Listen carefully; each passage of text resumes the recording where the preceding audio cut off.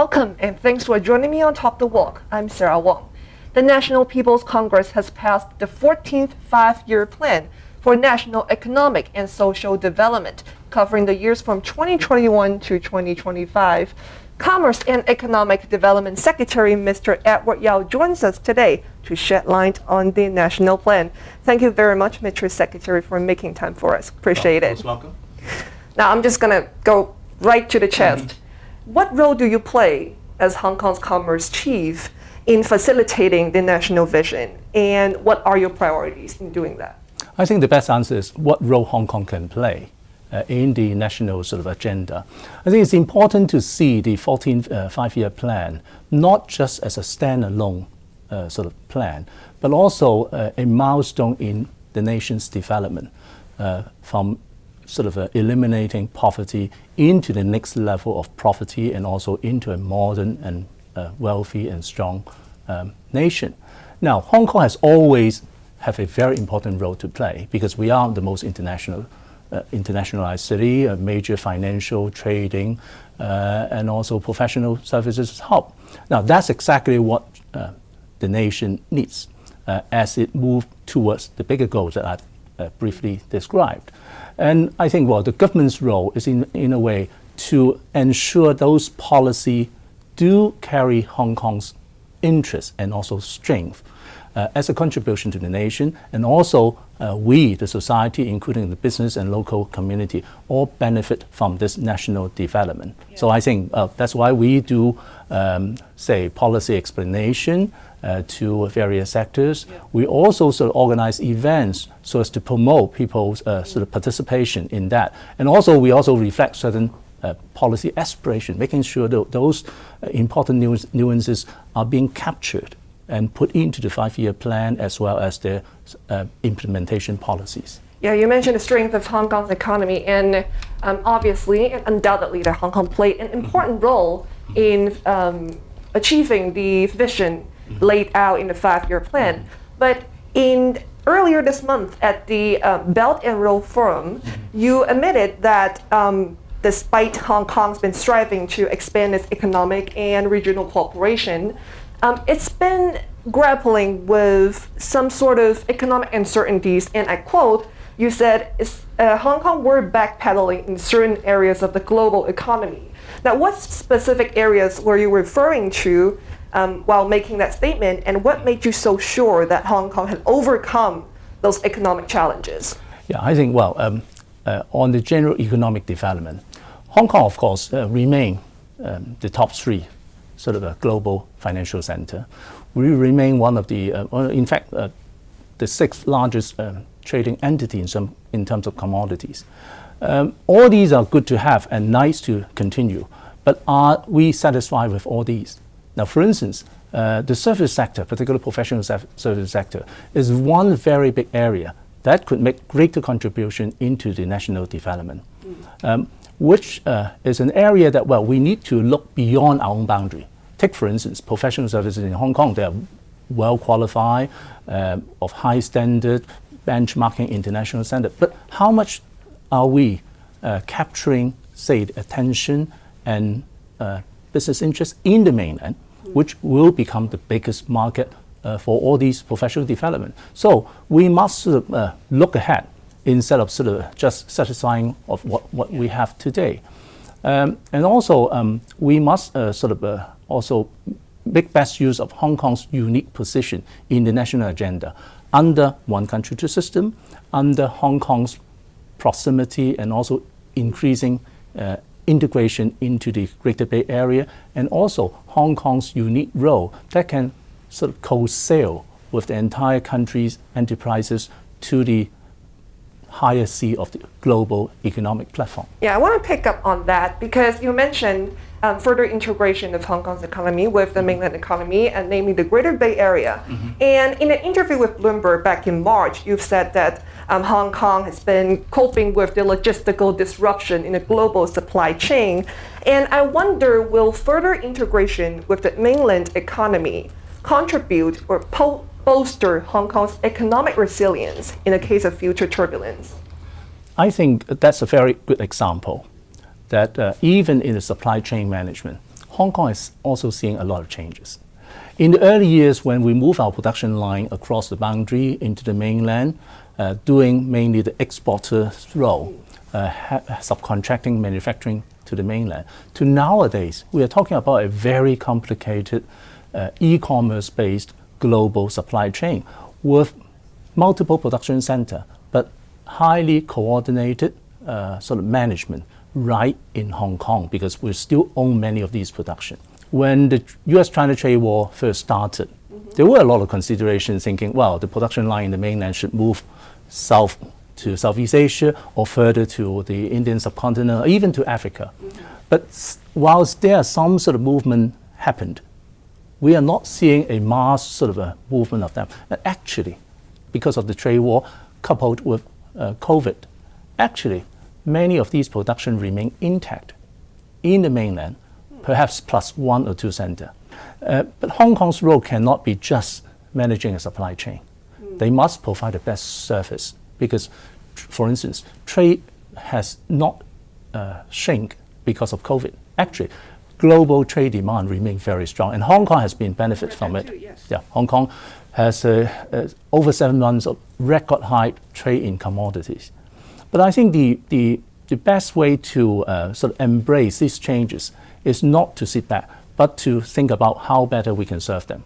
Take, for instance, trade servicing, trade financing, and how to sort of make sure the supply chain is well managed, capturing the latest technological changes like digital, like e-commerce, etc. And so in a way you're saying that rapid transformation or adaptation to new skills and new challenges is the key when there's been a disruption or turbulence in supply chain and the old traditional economic model. And you mentioned about trade war, and I was wondering because some people, some analysts branded the trade war between the U.S. and and China, and Hong Kong's been affected as well, as a competition ultimately between these two economic models. Now, let's circle back to the 14th Five-Year Plan. One of the main goals of the plan, of the national vision, is to bolster a socialist economy and to build a high standard market system. And to do that, the central government has vowed to, I quote, build friendly and clean relationship between business and political entities and, quote, to intensify anti-monopoly regulation. What policy implications are facing Hong Kong under the new guidelines? Now, this is in fact a global trend. We have seen more developed markets like the US always struggle between sort of a market and also market regulation. There are a lot of anti-competition sort of practices and law. Yeah. Lawsuits. There are a lot of also trade dispute, if not trade war, say between the US and Europe over similar things, right? And I think, well, for a big nation, huge market for China, it's no exception. There must be certain regulations on certain sort of market behaviors. The importance is whether that will bring ultimately a benefit to the market operation on a level playing field basis. Now, on a level playing field basis, I do not mean just operator within the mainland, but also global operator who are interested in the mainland. Because if you look at the market of mainland today, despite COVID, despite trade war or trade dispute, China market store has not been shutting closed, but rather, as they promise, and also as we have seen, they are in fact opening it wider. Now, Why do you think it's that? Why do you think it's that? Well, because, as to be seen by a number of international operators going in, by way of seeing number of companies sort of having sort of an investment in the mainland, including sort of investment through Hong Kong in the mainland. And also, we are also seeing China's policy well and clearly declared that, China will continue with its open door policy. And this is not just lip service, but also put in, say, you mentioned about the 14th Five-Year Plan. Now, in particular, they mentioned about the double circulation. Yeah. Now, one would have thought that, because of COVID and therefore certain restriction and people look inward. But when we look at our own country, the internal circulation is, of course, one major area That is natural because of the accumulative development over the past few decades. That the middle income group has come up. Internal consumption will become a very important economic pillar. But we're not stopping at that. We're talking about a twin or dual circulation, both internal as well as with the wider world. Do you think that the national policy, the national direction of adhering to an external circulation as well as internal circulation can survive the closed border, which is still strictly implemented on the mainland? Can it survive the challenge? I think no one could survive in an entirely shut up sort of environment. But I do not see there is any single country being shut up or shut down entirely.